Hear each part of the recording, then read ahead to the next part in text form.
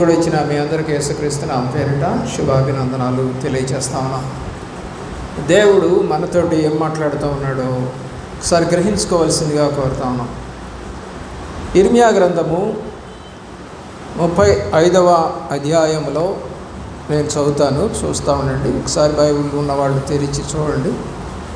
2వ వచనములో, నీవు రేకాబీయుల యొద్దకు పోయి వారితో మాట్లాడి యెహోవా మందిరములోనికి గదులలో ఒక దానిలోనికి వారిని తోడుకొని వచ్చి త్రాగుటకు వారికి ద్రాక్షరసమిమ్మని సెలవియ్యగా. ఇర్మియాతోటి ప్రభు అయిన యెహోవా దేవుడు మాట్లాడుతూ ఉన్నాడు.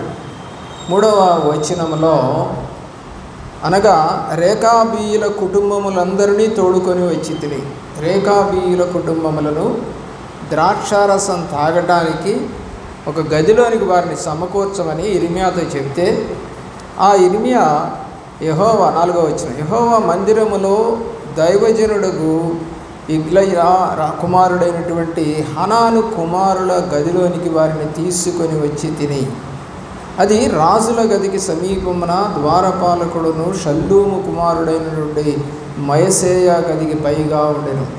ఒక గదిలో పెట్టారండి రేకాబీయులు కుటుంబీకులందరినీ. నేడు రేకాబీయుల ఎదుట ద్రాక్షారసముతో నిండిన పాత్రలను గిన్నెలను పెట్టి ద్రాక్షారసము త్రాగుడని వారితో చెప్పగా. 6వ వచనం, వారు మా పితరులకు రేకాబు కుమారుడైనటువంటి యెహోనాదాబు మీరైనను మీ సంతతి వారైనను ఎప్పుడునూ ద్రాక్షారసము త్రాగకూడదని మాకు ఆజ్ఞాపించిన కనుక మేము ద్రాక్షారసము తాగము అని చెప్పారు రేకాబీ. అయితే గదిలోకి తీసుకొచ్చే ముందు చెప్పినట్టు కనపట్టలేదు. తీసుకొచ్చిన తర్వాత ఈ ద్రాక్షారస పాత్రలు వాళ్ళు ముందు పెట్టినట్టుగా మనకు కనపడుతుంది. మనం చూసినట్లయితే 7వ వచనము, మరియు మీరు ఇల్లు కట్టుకోవద్దు, విత్తనములు విత్తొద్దు, ద్రాక్ష తోట నాటొద్దు, అవి మీ కుండనే కూడదు, మీరు పరవాసము చేయు దేశములో దీర్ఘాయుష్మంతులగునట్లు మీ దినములన్నీ గుడారములలోనే మీరు నివసింపవలనని అతడు మాకు ఆజ్ఞాపించెను. కావున మా పితరుడైన రేకాబు కుమారుడగు యెహోనాదాబు మాకు ఆజ్ఞాపించిన సమస్త విషయములలో అతని మాటను బట్టి మేము కానీ మా భార్యలు కానీ మా కుమారుడు కానీ మా కుమార్తెలు కానీ ద్రాక్షారసం తాగుటలేదు. ఏమంటే ఎవరైనా పుట్టిన పిల్లలకి కొంచెం ఎదుగుతున్న పిల్లలకి మందు తాగమని చెబుతారండి? చెప్పరు కదా. ఒకవేళ తల్లిదండ్రుల్లో ఎవరైనా తాగుబోతులు అయ్యి ఉంటే వాళ్ళ యొక్క ప్రవర్తన తీరు పిల్లలు చూసినప్పుడు ఆ ఇంట్లో ఒక సాతాను రాజ్యం ఏలుబడి చేస్తుంది. అప్పుడు పిల్లలు కూడా తప్పుదారిలో వెళ్ళిపోతారు. సిగరెట్ తాగుతున్నారు, పిల్లలు కూడా తాగుతారు. మందు తాగుతున్నారు, పిల్లలు తాగుతారు. పేకాట ఆడుతున్నారు, వాళ్ళు ఆడతారు. పిల్లరా బజార్లలో ఏం పని పాటలు లేకపోయినా బండేసుకొని తిరుగుతాము, వాళ్ళు తిరుగుతారు. పిల్లలు ఆలోచించండి, తల్లిదండ్రులకి ఎటువంటి హ్యాబిట్స్ ఉంటాయో దరిదాపు ఆ హ్యాబిట్స్ అన్నీ పిల్లలకు వస్తాయి. బైబిల్ ప్రకారం మన షెకెల్స్ అంటే మన ముఖ కవళికలు కూడా తల్లిదండ్రులను పోలి ఉంటాయి, అంటే కుటుంబీకులను పోలే ఉంటాయి. దేవుని యొక్క ప్రేమలో ఆలోచన చేయండి. దేవుని యొక్క ప్రేమలో 9వ వచనము, మా తండ్రి అయిన యెహోనాదాబు మాకు ఆజ్ఞాపించిన సమస్తమును బట్టి మేము విధేయులమగునట్లుగా కాపురమునకు ఇల్లు కట్టుకున్నట్టు ద్రాక్షారసములు కానీ పొలములు కానీ సంపాదించటలేదు, విత్తనమైనను చల్లుటలేదు, గుడారములలోనే నివసించుచున్నాం. అయితే బబులోను రాజైన నెబుకద్నెజరు ఈ దేశములో ప్రవేశించగా కల్దీయుల దండునకును సిరియన్ల దండునకును భయపడి మనము యెరూషలేమునకు పోదము రండని మేము చెప్పుకుంటుము గనక మేము యెరూషలేములో కాపురం ఉన్నామని చెప్పిరి. ఎక్కడున్నారు వీళ్ళు? యెరూషలేములో కాపురం ఉంటున్నారు. యెరూషలేములో కాపురం ఉంటూ మందు తాగమని చెప్తా ఉంటే దేవుడే, చూద్దాం వీళ్ళ పరిస్థితి ఎలా ఉంటుందో. అసలు నా మాట విని ఇశ్రాయేలు వారు సక్రమంగా నడవట్లేదు, కానీ వీళ్ళ పినతండ్రి లేదా పితరుడైనటువంటి యెహోనాదాబు చెప్పినట్టుగా వీళ్ళు నడుస్తూ ఉన్నారు రేకాబీయులు ఈ రోజు వరకు. అంటే ఒక జనరేషన్లో పెద్దవాళ్ళు చనిపోతారు, చనిపోతే మళ్ళీ పిల్లలు వస్తారు, మళ్ళీ వాళ్ళు చనిపోతారు, మళ్ళీ పిల్లలు వస్తారు. అయినా కూడా ఆ పిల్లలు ఏమంటున్నారు? మేము ద్రాక్షరసము త్రాగము అని చెప్తున్నారు. 14వ వచనం చూడండి. ద్రాక్షారసము త్రాగవద్దని రేకాబు కుమారుడైన యెహోనాదాబు తన కుమారులకు ఆజ్ఞాపించిన మాటలు స్థిరముగా ఉన్నాయి. వాళ్ళ యొక్క పితరులు చెప్పినట్టుగా వాళ్ళు నడుస్తూ ఉన్నారు. దేవుడు మాట్లాడుతూ ఉన్నాడు ఇర్మీయాతో. అయితే నేటి వరకు తమ పితరుని ఆజ్ఞను విధేయులై వారు ద్రాక్షారసం త్రాక్కున్నారు. ఈరోజు వరకు కూడా వాళ్ళ పితరులు చెప్పినట్టుగా వాళ్ళు ద్రాక్షారసం తాగట్లేదు వాళ్ళ కుటుంబీకులు. అయితే నేను పెందలకడనే లేచి మీతో బహు శ్రద్ధగా మాట్లాడినను మీరు నా మాట వినకున్నారు. దేవుడు బాధ ఏంటి? ఇప్పుడు ఏదో ఒక మామూలుగా భూమి మీద పుట్టినటువంటి ఒక పెద్ద ఆయన చెప్పినట్టుగా పిల్లలందరూ వారి పిల్లలు నడుస్తూ ఉన్నారు. నేను సృష్టికర్తను, నా మాట పొద్దున్నే నేను పంపించి వాళ్ళ దగ్గర బుద్ధి చెబుతా ఉంటే వాళ్ళు నా మాట వింటలేదు. ఏమంటున్నాడు? బహుశ్రద్ధగా మాట్లాడినను మీరు నా మాట వినకున్నారు. ప్రభువారు మాట్లాడుతూ ఉన్నారు, బాధపడుతూ ఉన్నారు.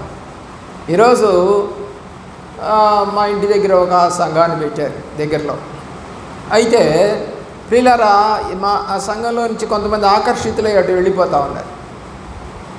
ఏమిటయా అక్కడ వెళ్తున్నారండి? అక్కడ చాలా జిమ్మిక్కులు చేస్తూ ఉన్నారు. ఏమండి, మ్యూజిక్లు, మరి అలాగే స్టైల్గా హెయిర్ స్టైలు, మంచి లిప్స్టిక్లు, మేకప్లు, గోళ్ళ రంగులు, ఐ హీల్స్ వేసుకొని, మరి స్కార్ఫ్ కూడా కట్టుకోకుండా, అంటే ముసుగు కూడా వేసుకోకుండా చక్కగా పాటలు పాడుతూ డ్యాన్సులు వేస్తూ ఉంటే ఈ పిల్లలకి బాగా నచ్చుతూ ఉంది. ఎందుకంటే వాళ్ళు ఏ స్టైల్స్ అయితే చేస్తూ ఉన్నారో అదే స్టైల్ ఇప్పుడు స్టేజ్ మీద కనపడుతుంది వాళ్ళకి. పాస్టర్ గారే చేయగలిగింది, పాస్టర్ గారే చేయగలిగింది, మేమెందుకు చేయకూడదు అన్నట్టుగా తయారైపోయినాయి. కాబట్టి సాతాను బిడ్డలు సాతానుతో స్నేహం చేస్తారని బైబిల్ సెలవిస్తూ ఉంది. మీరు అపవాది సంబంధులు, వాడు అబద్ధీకుడు, వాడు చెప్పినట్టే వారి కోరికలను నెరవేర్చుకుంటారు మీరు అని ప్రభువారు యోహాను రాసిన సువార్తలో మాట్లాడారు. పిల్లలు ఆలోచించేయండి. కానీ రేకాబీయులు ఎంతమంది వచ్చినా, ఎన్ని సంవత్సరాలు గడిచిపోతా ఉన్నా వాళ్ళ పితరులు చెప్పినట్టుగా ద్రాక్షారసము త్రాగకుందుము ఒక తీర్మానం. ఎందుకంటే ద్రాక్షారసం అనేది ఆ దేశంలో చాలా ఈజీగా దొరుకుతుంది. ఒక మంచినీళ్ళు దొరికినట్టుగా దొరుకుతుంది అక్కడ, అంత తక్కువ రేటు. ఎందుకంటే పెళ్ళిళ్ళలో కూడా వాళ్ళు ఏం పోస్తారని చదువుకున్న యోహాను రాసిన సువార్తలో ద్రాక్షరసం పోస్తారు. పెళ్లి విందులో, కానాను అనే విందులో ద్రాక్షరసం ఎన్ని బాణలు అంట? 6 బాణలు. ఒక బాణ కాదు, అంటే 6 బాణలు ద్రాక్షరసం. అంటే ఎన్ని వందల మంది వచ్చి ఉంటారో అక్కడికి. మరి అయిపోయిందంట 6 బాణలు, మళ్ళీ 6 బాణలు పోసారంట. అంటే ఎంతమంది అక్కడ పెళ్లి విందుకు వచ్చారనేది మనం అర్థం చేసుకోవచ్చు. బాణ అంటే దరిదాపు ఎంత లేదన్నా ఒక 30-40 బకెట్లు పట్టే అంత బాణ, అది గాబు అంటారు దాన్ని. అలాంటి గాబు ఒక్కొక్కరికి ఒక గ్లాస్ పోస్తారు. ఎన్ని గ్లాసులు పోసి ఉంటారు ఆలోచన చేయండి. 6, 12 బాణలు ద్రాక్షారసం వాళ్ళకి పోసారు ప్రియులారా. అది పెళ్ళిళ్ళలో వాళ్ళకి ఆనవాయితీ. ఇక్కడ ద్రాక్షరసం పోయాలంటే ఖరీదు ఎక్కువ అవుతుంది, అందుకని ద్రాక్షరసం పోయిరు. ద్రాక్షరసము నిజముగా నిల్వ చేసి కనుక తాగితే అది కూడా మత్తు వస్తుంది, దానికి కూడా మత్తు వచ్చే లక్షణాలు ఉన్నాయి. అయితే ద్రాక్షారసము తాగొద్దని యెహోనాదాబు తన కుమారులకు ఆజ్ఞాపించిన మాటలు స్థిరంగా ఉన్నాయి. కానీ నేను పెందలకడ లేచి వీళ్ళకి బోధ చేస్తా ఉంటే నా మాటలు వినకున్నారు. చూడండి, భూ సంబంధంగా ఒక మనిషి మాట వింటున్నారు కానీ నా మాట వింటలేదని ప్రభువారు ఆకాశం నుండి ఇర్మీయాతో, ప్రవక్తతో మాట్లాడుతూ ఉన్నారు. దేవుని ప్రేమిస్తున్న ప్రియ బిడ్డలారా, 15వ వచనం కూడా చూద్దాం ప్రియులారా. మరియు పెందలకడ లేచి ప్రవక్తలైన నా సేవకులందరినీ మీ వద్దకు పంపుచు, ప్రతివాడును తన దుర్మార్గతను విడిచి మీ క్రియలు చక్కపరుచుకొని ఎడల అన్యదేవతలను అనుసరింపకయు వాటిని పూజింపకయు నుండిన ఎడలను నేను మీకును మీ పితరులకును ఇచ్చిన దేశంలో మీరు నివసింతురని నేను ప్రకటించి తిని, కానీ మీరు చెవియొగ్గక నా మాట వినకపోయారు. ఏదైతే నేను వద్దన్నానో దాన్ని మీరు చేస్తూ నా మాట వినకుండా తిరుగుతున్నారు. అందుకనే నేను ఈ దేశాన్ని నాశనం చేయబోతున్నాను, కాల్చివేయబోతున్నాను. కాబట్టి నా వైపు తిరుగుతారా లేదా అని అడుగుతున్నాడు. దీన్ని మనం కుటుంబానికి తీసుకుంటే కుటుంబం అంతా తిరుగుద్దా లేదా, లేకపోతే ఇక్కడ దేశాన్ని కాల్చేస్తానన్నట్టుగా మన కుటుంబాలని కూడా దేవుడు కాల్ చేస్తే ఎక్కడుంటాం మనం? కాల్ చేశాడు. ఎందుకంటే ఆ యొక్క నాయకులు, ఆ యొక్క రాజులు వినలేదు, ప్రవక్త మాట వినలేదు. వినకుండా వాళ్ళు ఇష్టారాజ్యంగా తిరిగినందుకు దేవుడు బబులోను రాజుకు ఈ యొక్క మరి దేవుని యొక్క స్థలమైనటువంటి యెరూషలేము ఇజ్రాయెల్ దేశాన్ని ఆ యొక్క రాజుకి పక్కన అన్ని రాజుకి అప్పగించాడు.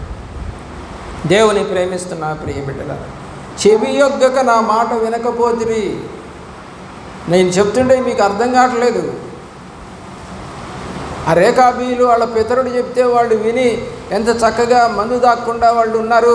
గదిలో పెట్టి ప్రత్యేకంగా వాళ్ళకి బాణలు మందు ఇచ్చినా కూడా తాక్కుండా ఉన్నారు.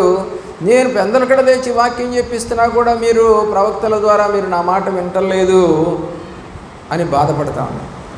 దేవుని యొక్క ప్రేమలో 17వ వచనములో మనం చదువుదాం పిల్లరా, లేదా 16 కూడా చదువుదాం. రేకాబు కుమారుడైన యెహోవాదాబు కుమారుడు తమ తండ్రి తమకిచ్చిన ఆజ్ఞను నెరవేర్చిరి, కానీ ఈ ప్రజలు నా మాట వినకున్నారు. నార్మల్గా ఒక తండ్రి చెప్పిన మాట పిల్లలందరూ వింటున్నారు, కానీ నా పిల్లలైన మీరు నా మాట వినటం లేదు. 17వ వచనం. కాబట్టి ఇశ్రాయేలు దేవుడు సైన్యములకు అధిపతియునగు యెహోవా ఈ మాట సెలవిచ్చుచున్నాడు, నేను వారితో మాటలాడి తిని కానీ వారు వినకపోయిరి. నేను చెప్పాను మంచిగా ఇలా నడుచుకోవాలి, ఇలా అనకూడదు, ఇలా చేయకూడదు, ఇలా బిహేవియర్ ఇలా మార్చుకోవాలి మీరు అని చెబుతూ ఉంటే నేను నా మాట వినకపోయిరి అంటున్నాడు ప్రభువారు. నేను వారిని పిలిచి తిని కానీ వారు ప్రత్యుత్తరం ఇవ్వకపోయారు. నేను పిలిచాను, అమ్మా తప్పు, అయ్యా తప్పు, అలా చేయకూడదు, ఇలా ఉండండి అని అంటే నా మాట వినకపోయిరి. వారు ప్రత్యుత్తరం ఇవ్వకపోయిరి, జవాబు కూడా చెప్పలేదంట. కనుక యూదా వారి మీదికిని యెరూషలేము నివాసులందరి మీదికిని ఏమండి రప్పించేదనని నేను చెప్పిన కీడంతయు వారి మీదకి రప్పించను. నేను చెప్పినట్టు వినలేదు కాబట్టి వారి మీదకి నేను కీడు రప్పించబోతా ఉన్నాను. 20 సంవత్సరాలు చెప్పాడండి ఇర్మియా ద్వారా. 20 సంవత్సరాలు ఇశ్రాయేలుకి చెప్తే ఎప్పుడు కూడా ప్రవక్తని ఇష్టం వచ్చినట్టుగా మాట్లాడి కొట్టి బొండాల్లో వేసి రోజుకొక రొట్టె ముక్కిచ్చి ఎంతో బాధ పెట్టారు సేవకుడిని. కానీ సేవకుడు మాత్రం ఎన్ని చేసినా దేవుడు మాట ఇదేను, మీరు కనుక ఆయన మాట వినకపోతే ఈ యొక్క దేశాన్ని పరాయి దేశాన్ని రాజుకి అప్పగిస్తున్నాడు దేవుడు. 70 సంవత్సరాలు, అదేదో ఒక రోజు కాదు 2 రోజులు, 20 సంవత్సరాలు వాక్యం చెప్పిన వారు వినలేదండి. అంటే ఒకవేళ వాళ్ళు ఒక 10-15 సంవత్సరాల వయసులో దేవుడి సన్నిధికి వచ్చి ఉంటే 40 ఏళ్ళు వచ్చినా కూడా వాళ్ళు వింటలేదండి. వాళ్ళు ఇష్టం వచ్చినట్టుగా తిరుగుతున్నారట అని ఇక్కడ రాస్తా ఉన్నాడు. ఎన్నిసార్లు నేను వారి దగ్గరికి వాక్యం పంపించినా అది నిర్లక్ష్యంగా వారు తిరుగుతూ ఉన్నారు అన్నాడు 18వ వచనం. మరియు ఇర్మియా రేకాబీలను చూసి ఇట్లనెను, ఇశ్రాయేలు దేవుడును సైన్యములకు అధిపతియగు యెహోవా ఇలాగు సెలవిచ్చుచున్నాడు, మీరు మీ తండ్రి అయిన యెహోవాబు ఆజ్ఞను విధేయులై అతని విధులన్నిటినీ గైకొని అతని మీకు ఆజ్ఞాపించిన సమస్తమును అనుసరించుతున్నారు. కాబట్టి ఇశ్రాయేలు దేవుడును సైన్యములకు అధిపతియగు యెహోవా సెలవిచ్చినదేమనగా, నా సన్నిధిలో నిలుచుటకు రేకాబు కుమారుడైన యెహోనాదాబునకును సంతతి వాడు ఎన్నడూ ఉండకమారు. ఎప్పుడు రేకాబు పిల్లలు, రేకాబు సంతతి, రేకాబు వంశములో వాళ్ళు ప్రభు సన్నిధిలో నిలుచుటకు ఏమంటే యెహోనాదాబునకును సంతతి వాడు ఎన్నడూ ఉండకమారడు. ఎప్పుడు దేవుడి సన్నిధిలో ఉంటారంటాడు. ఎందుకు? తండ్రి మాట జవదాటకుండా. బైబిల్ ఏం చెబుతుందండి? నీ తల్లిని నీ తండ్రిని సన్మానించము, నీ తల్లి ఉపదేశమును వినుము అని సామెతల గ్రంథంలో రాస్తా ఉన్నారు. చూడండి ప్రియులరా, దేవుని యొక్క ప్రేమలో 2 దినవృత్తాంతాల గ్రంథం తెరవండి. 2 దినవృత్తాంతాల గ్రంథము దేవుని యొక్క ప్రేమలో 2వ అధ్యాయము 52వ అధ్యాయము 2 మొదటి దినవృత్తాంతాలు చూద్దాం. మొదటి దినవృత్తాంతాల గ్రంథము దేవుని యొక్క మహాప్రేమలో 2వ అధ్యాయము 55వ వచనం. ఎబ్బేజు కాపురమున లేఖికుల వంశీయులైన కిరాతీయులను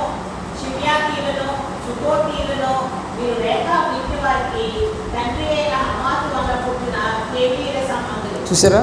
రేకాబు ఇంటి వారికి పుట్టినటువంటి వారు ఎవరెవరంటే ఎబ్బేసు కాపురమున్న లేఖికుల వంశమునైనటువంటి తిరాతీయులను, షెమ్యోతీయులను, సుకోతీయులను, వీరంతా రేకాబు సంబంధించిన తండ్రి హామాతు వలన పుట్టినటువంటి వారు. వీరందరూ కూడా ద్రాక్షరసం తాగట్లేదు, వీరందరూ కూడా. కాబట్టి రేకాబీయులు లాగా దేవుడి మాట అలాగే వారి పితరుల మాట విన్నట్టుగా ఈరోజు కనుక పిల్లలు కనుక ఉన్నట్లయితే దేవుని యొక్క ప్రేమలో ఇర్మియా గ్రంథము 36వ వచనము, ఇర్మియా గ్రంథము 36వ అధ్యాయం దేవుని యొక్క ప్రేమలో 3వ వచనం. నేను యూదా వారికి చేయనుద్దేశించు కీడంతటిని గూర్చి వారు విని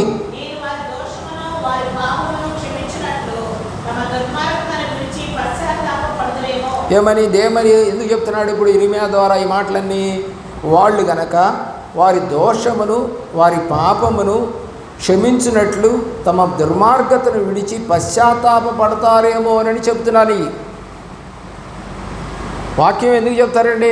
పశ్చాత్తాపడటానికి, పాపమును వదిలేయటానికి, పాపం చేయకుండా ఉండటానికి, పరిశుద్ధంగా జీవించడానికి, నీతిమంతులుగా జీవించడానికి, ఆయనకి ఇష్టలుగా జీవించడానికి, భక్తులుగా జీవించడానికి, శ్రేష్ఠులుగా జీవించడానికి. ఆయన మనకింత ఆధిక్యత ఇస్తూ ఉంటే దాన్ని కాదని ఒక దుర్మార్గులుగా తిరుగుతున్నారు. అందుకని వారి దుర్మార్గతను విడిచి పశ్చాత్తాపడతారేమోనని నేను ఇర్మియాను పంపిస్తే 20 సంవత్సరాలు వాక్యం చెప్పిస్తే ఒక్కడు వినలేదంట. ఇర్మియాని ఏమంటారంటే బైబిల్లో విలాప ప్రవక్త అంటారు. నెహమ్యాని ఏమంటారంటే ఉజ్జీవ ప్రవక్త అని అంటారు. ఎజ్రాని, నెహమ్యాని. ఎందుకంటే దేవుని యొక్క ప్రేమలో 52 రోజులలో యెరూషలేము చుట్టూ ఉన్నటువంటి గోడలను 12 గుమ్మాలను కట్టేశారు. వాళ్ళు ఎలా కట్టారంటే విశ్వాసము ద్వారా కట్టారు. ఉద్యమం వచ్చింది. అందరూ కూడా మందిరం కడదాం, మందిరానికి వెళదాం, ప్రార్థన చేద్దాం, ఉపవాసం ఉందాం, పాపాలు ఒప్పుకుందాం, మరి మూర్ఖతరమైనటువంటి ప్రజల్లో నుంచి బయటకు వచ్చేద్దాం. ఇన్ని లక్షణాలు వారు కలిగి ఉన్నారు కాబట్టి నెహమ్యా గ్రంథంలో ఉద్యమం వచ్చింది. ఎజ్రా గ్రంథంలో ఎజ్రా ఎంత చెప్తున్నా కూడా, లేదా ఇర్మియా ఎంత చెప్తున్నా కూడా వారు వింటలేదు. దేవుని యొక్క ప్రేమలో ఎందుకు చెప్పాడంట? ఏదైతే నేను కీడు చేస్తానని చెప్పానో వాళ్ళు భయపడి దాన్ని విని నేను వారి దోషమును వారి పాపమును క్షమించాలని అనుకుంటున్నా. ఇప్పటికీ కూడా వారు చేసిన దోషాన్ని క్షమించాలని అనుకుంటున్నా. అయితే వాళ్ళు తమ దుర్మార్గతను విడిచి పశ్చాత్తాపడలేదు. దేవుని యొక్క బాధ ప్రియులారా ఆలోచన చేయవలసిందిగా కోరుతా ఉన్నాం. కాబట్టి ఇర్మియా గ్రంథంలోనే 8వ అధ్యాయము 6వ వచనానికి రండి. ఇర్మియా గ్రంథంలోనే 8వ అధ్యాయము 6వ వచనంలోనికి వద్దాం ప్రియులారా.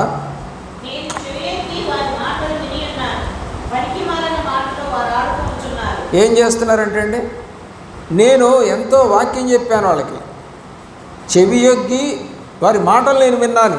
ఏం మాటలు మాట్లాడుతున్నారు వాళ్ళు? పనికి మాలిన మాటలు. వారు ఆడుకొనిచున్నారు.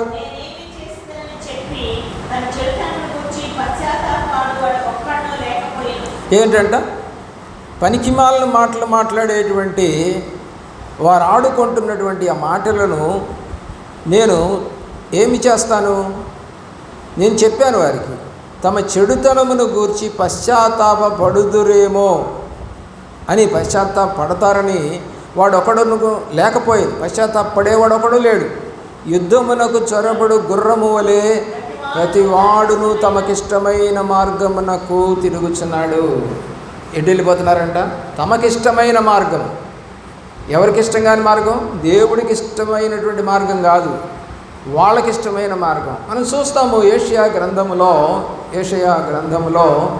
53వ అధ్యాయములో మనందరికీ తెలిసినది. వారందరూ గొర్రెల వలె దారి తప్పిపోయిరి. ఎలాగైపోయారంటే వాళ్ళంతా కూడా? 6వ వచనం, మనమందరము గొర్రెల వలె త్రోవ తప్పిపోతిమి, మనలో ప్రతివాడును తనకిష్టమైన త్రోవకు తొలగినను యెహోవా మన యందలి దోషమును అతని మీద మోపెను. ఇలా మోసం చేస్తూ లేకపోతే తమకిష్టమైన త్రోవను వెళుతూ ఉంటే వాళ్ళు చేసిన పాపాన్ని బట్టి యేసు ప్రభువారు సిలువ మరణం పొందారు అని రాయబడింది. ఏమంటే మనందరి దోషము అతని మీద మోపెను. ఇలా తప్పు చేస్తున్నాం మనం అనుకుంటున్నాం తప్పు చేసినా బాగున్నామని. కానీ ఆ తప్పునంతటిని ఎవరు మోస్తున్నారంట? ప్రభువారు మోస్తున్నారట. మన పాపముల నిమిత్తమై ఆయన చనిపోయారు. ఇప్పటికి ఇంకనూ మనం పాపులమై ఉండగా ఆయన మన కొరకు మరణము పొందెను. ఇప్పటికీ కూడా నువ్వు తప్పు చేస్తానే ఉన్నావు, కానీ ఆయన నీ భారాన్ని ఆయన మోస్తా ఉన్నాడు, నీ దోషాన్ని ఆయన మోస్తా ఉన్నాడు, నీ పాపమును ఆయన మోస్తా ఉన్నాడు. నీకు రావలసిన శిక్ష ఆయన పొందుతూ ఉన్నాడు, నీకు రావలసిన మరణము ఆయన పొందుతూ ఉన్నాడు. కాబట్టి దేవుని ప్రేమిస్తున్న ప్రేమిళ్ళరా, దేవుడు మనతో మాట్లాడుతున్నటువంటి విషయాన్ని మర్చిపోకూడదు. ఎలా మాట్లాడుతున్నాడు? మన దోషములు మన దుర్మార్గతలు విడిచిరండి అని దేవుడు వాక్యం సెలవిస్తూ ఉంటే మేము అందులోనే ఉంటాం. మేము పాడైపోయినా పర్వాలా, 20 సంవత్సరాలుగా చెబుతున్నావు, ఏం జరగలేదు కదా. నోహు కాలంలో ఎన్ని సంవత్సరాలు చెప్పాడు చెప్పండి? 120 సంవత్సరాలు చెప్పాడు. మారారా? మారలేదు. ఇక్కడ ఇర్మియా 20 సంవత్సరాలుగా చెప్పాడు. మారారా? మారలా. మలాకీ గ్రంథం తర్వాత యేసుప్రభు వచ్చే లోపు అది చీకటి కాలం అన్నారు. అంటే ప్రవక్త లేడు, బోధించేవాళ్ళు లేరు, ధర్మశాస్త్రం లేదు. అందుకనే వాళ్ళందరూ ఏమైపోయారండి? రోమా ప్రభుత్వం చేతిలో కీలుబొమ్మలు అయిపోయారు. ఎవరిని బతిలాడుకుంటున్నారు ఇప్పుడు?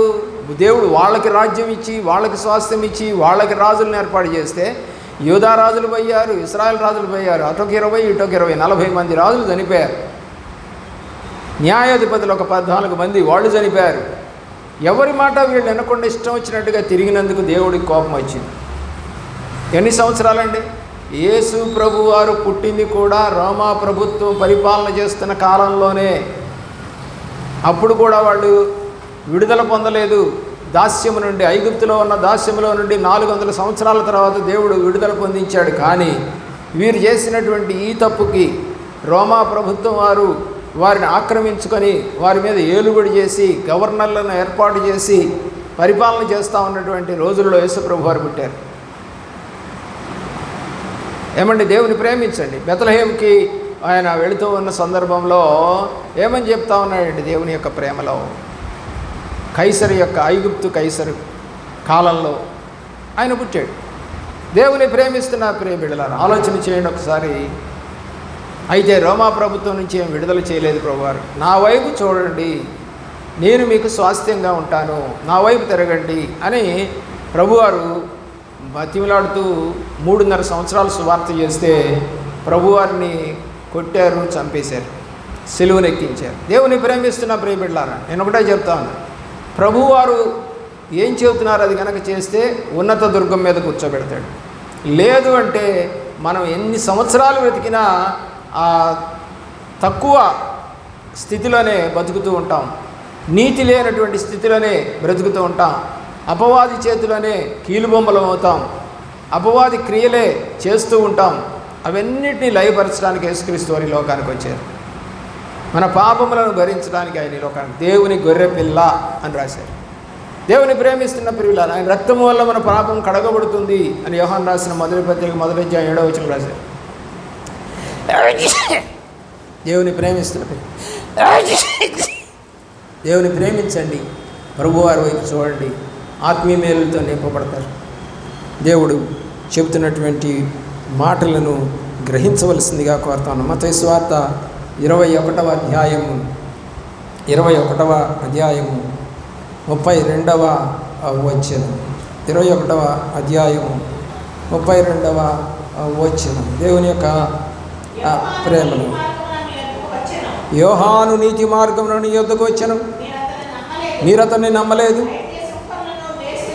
ఎవరు నమ్మారంట? సుంకరులను వేశ్యలను అతను నమ్మిరి. ప్రవక్తలను పంపించి సువార్త చెబుతూ ఉంటే నమ్మకుండా ఉన్నారట ఇశ్రాయేలు. ఎవరు నమ్మారంటండి? సుంకరులు వేశ్యలు నమ్మారంట.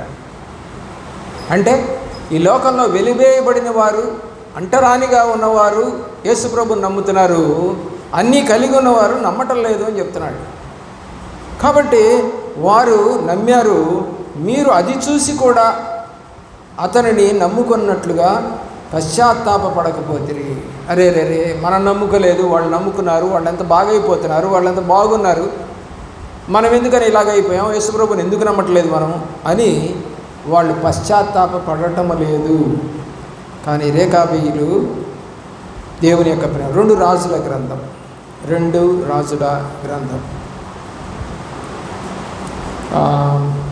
10వ అధ్యాయం 15వ వచనం, 10వ అధ్యాయము 15వ వచనం, 10వ అధ్యాయము 15వ వచనం.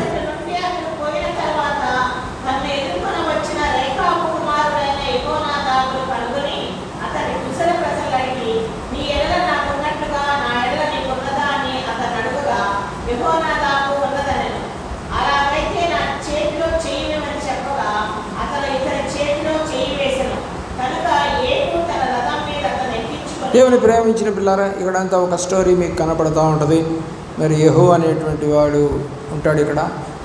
ఆ సందర్భంలో యెహోనాదాబు అనేటువంటి వ్యక్తి మనకు కనపడతాడు. 31వ వచనం దాకా ఈ హిస్టరీ అంతా మీకు కనపడుతుంది. దేవుని యొక్క ప్రేమలో ఆలోచన. చివరి మాట మనం చదువుకుందాం, 30-31. కావున యెహోవా యెహూతో నీలాగు సెలవిచ్చెను,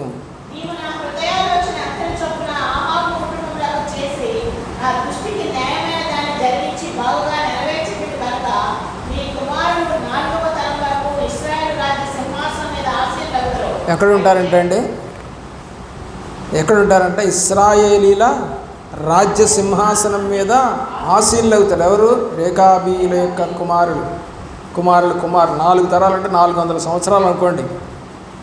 అయితే ఇశ్రాయేలు వారు పాపము చేయుటకు కారకుడైన యెరోబాము చేసిన పాపములను యెహూ ఏమాత్రమును విసర్జించని వాడై ఇశ్రాయేలు దేవుడైన యెహోవా నియమించిన ధర్మశాస్త్రమును హృదయపూర్వకముగా పూర్ణ హృదయముతో అనుసరించుటకును శ్రద్ధాభక్తులు లేనివాడు.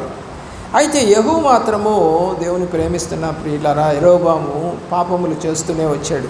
యెహూ రేకాబీలు మాత్రం దేవుడి యొక్క వాగ్దానం చొప్పున వారు కుమారులు 4వ తరం వరకు ఇశ్రాయేలు సింహాసనం మీద ఉంటారు. కాబట్టి ఇలాగ ఉండాలని నువ్వు ఆశపడుతూ ఉన్నావా? ఆలోచించి. కాబట్టి దేవుని యొక్క ప్రేమలో 36వ అధ్యాయము ఇర్మియా గ్రంథము 36వ అధ్యాయము ఇర్మియా గ్రంథము 7వ వచనం చూడండి. 7వ వచనం ఇర్మియా గ్రంథము 36వ అధ్యాయము 7వ వచనం 36:7. దేవుని యొక్క ప్రేమలో ప్రియులారా ఆలోచించేయండి. దేవుడు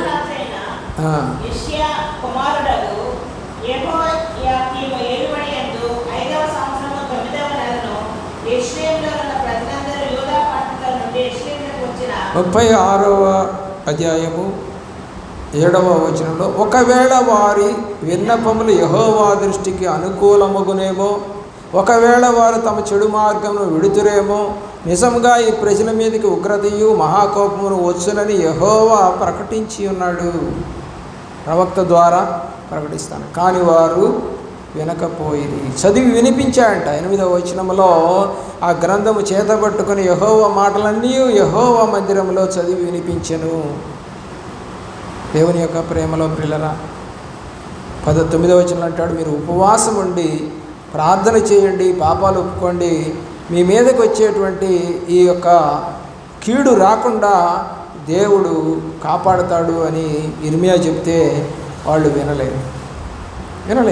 కాబట్టి ఈ రోజున నువ్వు వినే వ్యక్తికి ఉంటావా, లేదా రేకాబీల్ లాగా వింటే మంచిది, ఇశ్రాయేల్ లాగా వినకుండా ఉంటే మరి ప్రభువారు చనిపోయిన తర్వాత మరి ఆ ప్రభుత్వము 70వ సంవత్సరంలో యెరూషలేముని మందిరాన్ని కూలగొట్టిన తర్వాత 1948వ సంవత్సరం వరకు వాళ్ళకి దేశము లేదు. వారు వివిధ దేశాల్లోకి చెదిరిపోయి ఉన్నారు. ఎందుకని ఈ మాట వినలేదు వాళ్ళు.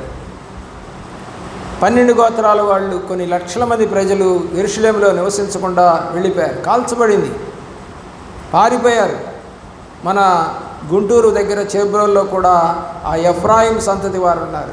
తోమ మన దేశానికి వచ్చాడు, మిగతా దేశాలకి చెదిరిపోయారు. అయితే కొంతమంది తిరిగి వచ్చిన తర్వాత 1948 సంవత్సరంలో వాళ్ళకి దేవుడు స్వాతంత్రం ఇచ్చాడు. 1940 సంవత్సరాల పాటు వాళ్ళకి అసలు దేవుడు, ప్రార్థన, ధర్మశాస్త్రం, మందిరం ఇప్పటికీ లేదనుకోండి. మందిరం ఈరోజు కూడా కట్టబడలేదు, అది పడగొట్టిన మందిరం. కాబట్టి ఇలాంటి దౌర్భాగ్య స్థితి ఎందుకు వస్తుంది అంటే ప్రభు మాట మనం విన్నప్పుడు, మానేసినప్పుడు, నిర్లక్ష్యంగా ఉన్నప్పుడు, లెక్క లేకుండా ఉన్నప్పుడు, ప్రవక్తను లెక్క చేయకుండా ఉన్నప్పుడు, సేవకుడి మాట వినటానికి ఇష్టపడినప్పుడు. మొదట్లో బాగానే ఉంటాం, కొన్ని సంవత్సరాలు బాగానే ఉంటాం, ఆ తర్వాత కానీ దాని యొక్క పర్యవసానం కనపడదు. దావీదు తప్పు చేశాడు, వెంటనే ఆ యొక్క తీర్మానం జరగలేదు. అతని యొక్క లైఫ్లో 4 కుమారులను కోల్పోయాడు, పెద్ద పెద్ద యవనస్తులను కోల్పోయాడు, తన కొడుకులను. దానికంతటికి బాధ్యత తండ్రే భరించాడు. మనం కూడా అలాగే దేవుడి వైపు చూద్దాం, ప్రభు మార్గంలో నడుద్దాం. కీడు రాకుండా తప్పించే దేవుడు మనకున్నాడు. ఉపవాసం ఉండండి, ప్రార్థన చేయండి, బతిమలాడుకోండి, ఆరాధన చేయండి, స్తుతించండి, కీర్తించండి, ఇంటి వారందరూ రక్షణ పొందండి. అలాంటి దీవెన మీకు దేవుడు దయచేయును గాక. మోకరించండి, ప్రార్థన.